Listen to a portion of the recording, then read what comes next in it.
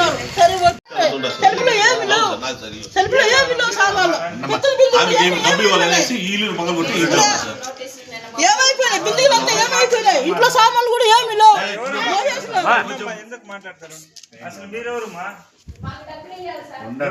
వచ్చిన 3 లక్షలు రాయించుకున్నారు. సరే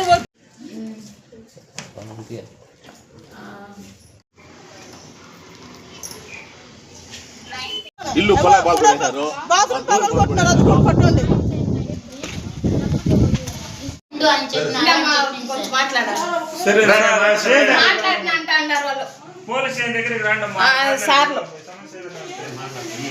గంగమ్మగుడి చైర్మన్ సార్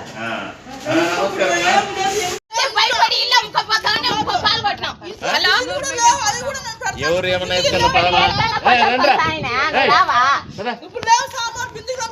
అంత అయిపోయినా నన్ను వచ్చేదే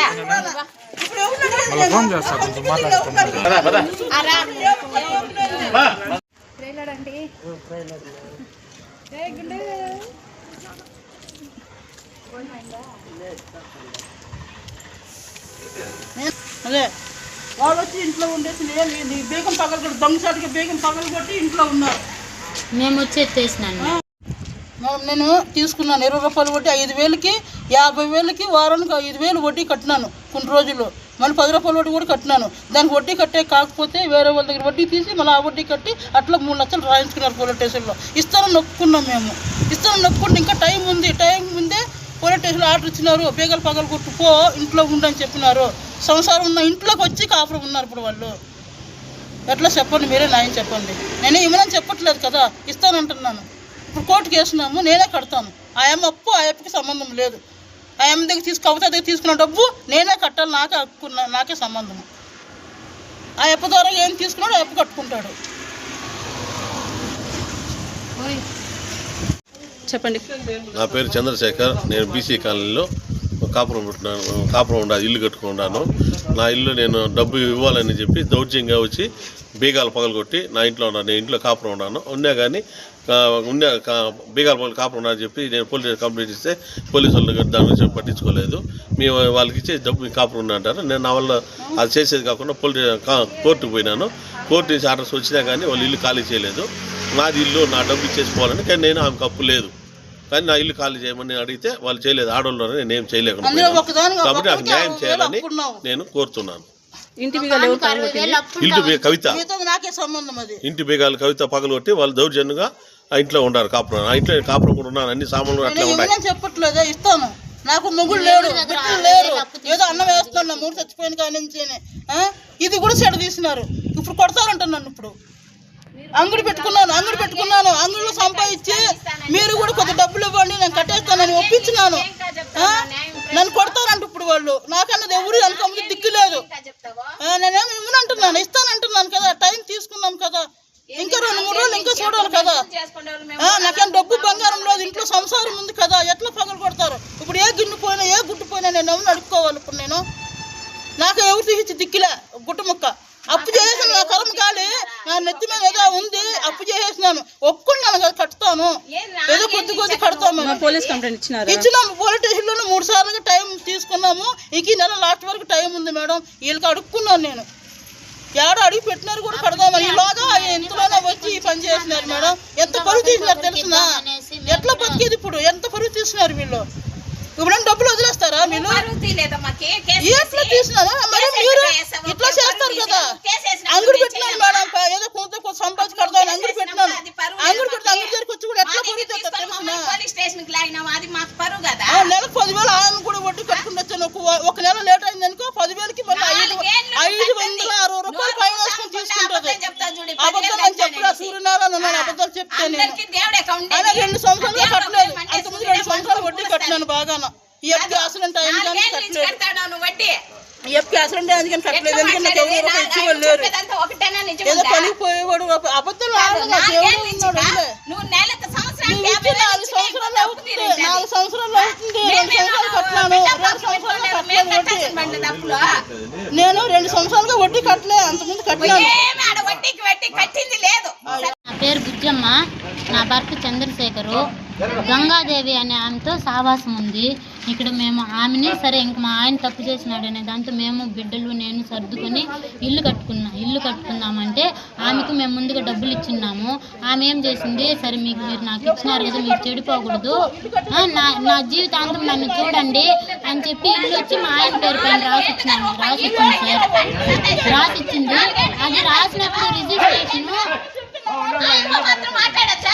రిజిస్ట్రేషన్ చేసేటప్పుడు దాము అనే అబ్బాయి భార్య అని గంగాదేవి భార్య చంద్రశేఖర్ భార్య, అప్పుడు నేను రిజిస్ట్రేషన్ పోయి ఎందుకు ఇట్లా ఆమె దగ్గర కొనుక్కున్నట్టు రాసింటే ఏమి అన్నందుకు ఏం కాదు మళ్ళీ చేసుకుందాం. ఇప్పుడు వాళ్ళు దాన్ని ప్రూఫ్ పెట్టుకొని నువ్వు కాదు భార్య, నువ్వు చనిపోయినావని ఆమె చెప్పింది మాతో. గంగాదేవి భార్య, మా దగ్గర ప్రూఫ్ ఉంది అది కవిత అనే ఆమె చెప్తా ఉంది సార్. కవిత అనే ఆమె 10 రోజులుగా బీగాలు పగలగొట్టి ఇంట్లో కాపురం ఉంది. మేమేసిన బీగాలు పగలగొట్టేసి కాపురం ఉంది. నిన్నెవరు ఉండమన్నారంటే సిఐ సారే బీగాలు పగలగొట్టేసి నువ్వు పోయి ఉండిపో కాపురం అని నాతో తెల్లవారు చెప్పింది సార్.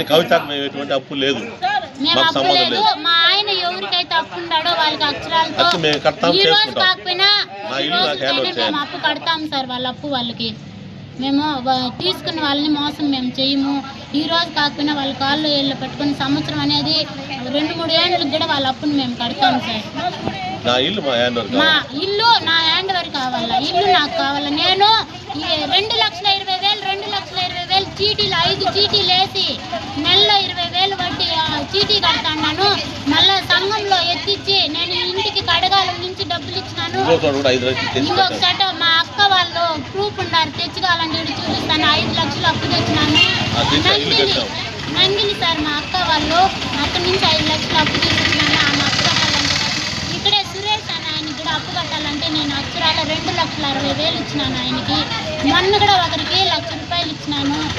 కొద్దిగా కడతా. ఆమె కూడా అంగిట్లో డబ్బులు ఫోన్ పే కవిత అని ఆమె ఇప్పుడు 10,000 తీసుకునింది అనుకో, వాళ్ళ దగ్గర ఫైనాన్స్ తీసి ఇచ్చినాను అనేది కవితకే ఫోన్ పే చేసినాడు. మా ఆయన దగ్గర ప్రూఫ్ ఉంది సార్. ఇప్పుడు ఆమె వచ్చి ఇంకొక ఆమె నా దగ్గర కూడా 10,000 తీసుకుని ఇచ్చినాను కదా అంటే కవిత నాకు ఇవ్వలేదు అని చెప్తాను. ఇంకొక ఆమె కూడా ఇప్పుడు నా ముందు పోయిన ఆదివారం తెలిసింది సార్. వస్తే వాళ్ళు నన్ను రానిలేదు మా వాళ్ళు. నేను ఈరోజు తెల్లవారితో వచ్చినాను. ఇల్లు నా హ్యాండ్ ఓవర్ కావాలా, నా పిల్లలు ఉన్నారు, నా భర్త ఉన్నాడు. ఆమెని కావాలంటే ఆమె అప్పులు కూడా మేము కట్టి ఆమెని లోను మా అబ్బాయి కడతా ఉన్నాడు. 14,000 చిల్లర కడతాడు సార్ అప్పు బ్యాంకులో.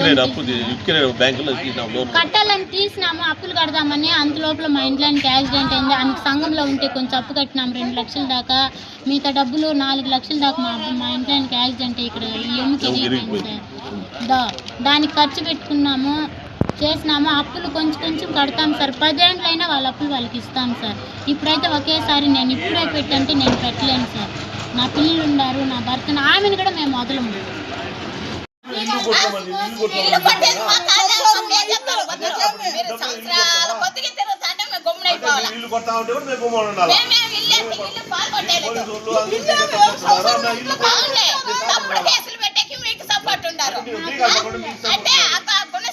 గుణశేఖర్కి 50,000 ఇచ్చిందా మేము వచ్చాళ్ళు.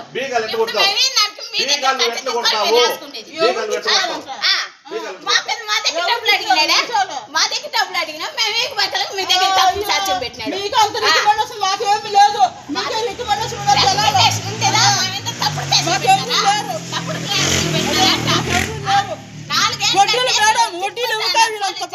ఇప్పుడు వడ్డీలు పోయింది గమ్మునే ఉంటారు. వడ్డీలు అసలు ఇస్తాను ఇప్పుడు కాదు. ఇప్పుడు చెప్తా కొట్టు కోర్టుకి వేసినామని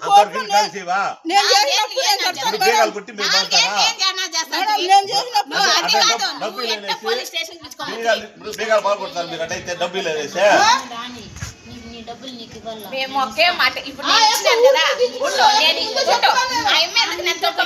సరే ఉండో ఆమె పేరే కదా ఇయ్యాలా ఉండో పోలీస్ స్టేషన్ లో ఆయన మీదకు మా పేరు ఇయ్యాలా మేము ఇచ్చినాం కదా.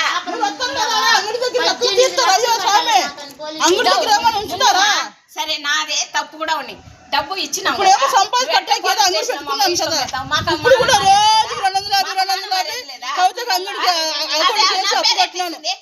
మేడం అంగడి పెట్టి 9 నెలలు అవుతుంది. 35,000 అప్పు కట్టుకుని వచ్చినాను. ఇంట్లో పెట్టేసి నువ్వు నాకు న్యాయం చేసేది ఊరు లేదమ్మా. దౌర్జన్యం ఇల్లు కొడతారు, అన్నీ ఉంటారు. ఆడి పోలీస్ స్టేషన్ పోతే కూడా ఆడ న్యాయము, మీ డబ్బులు మీరు చేసి ఇల్లు పెట్టుకుంటారు. మేమేదో చెప్పినాం కడతాం సార్, ఈ లేదని చెప్పలేదు, చెప్తే కూడా అట్లా చేస్తాం. ఏం చేయాలా? కోర్టు ఆశిస్తాం, కోర్టు కానీ వచ్చినా మాకు న్యాయం చేయలేదు. దౌర్జన్యంగా ఇల్లు బీగాలు కొట్టినారు, దాన్ని అడిగే వాళ్ళు లేదు. అసలు ఎందుకు లేదు? 4 ఏళ్ళు ఉండు. ఆయనకే ఉండు.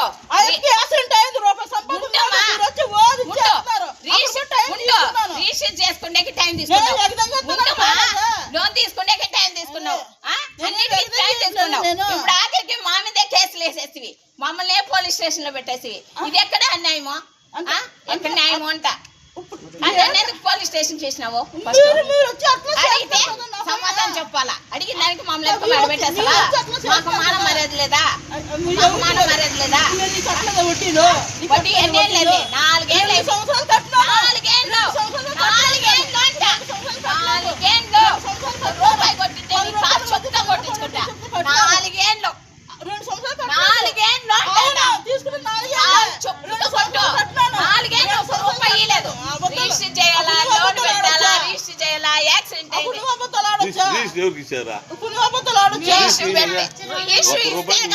నేను ఇచ్చినానని చెప్పినాను. రిజిస్టర్ పెట్టినమ్మా, లోన్ వస్తుంది మీకు కట్టామని దానివల్ల మేము ఓపిక పడతాను. నీకు ఫోన్ చేసినానా? బీగాలు పాల్గొట్టమంటారు మిమ్మల్ని.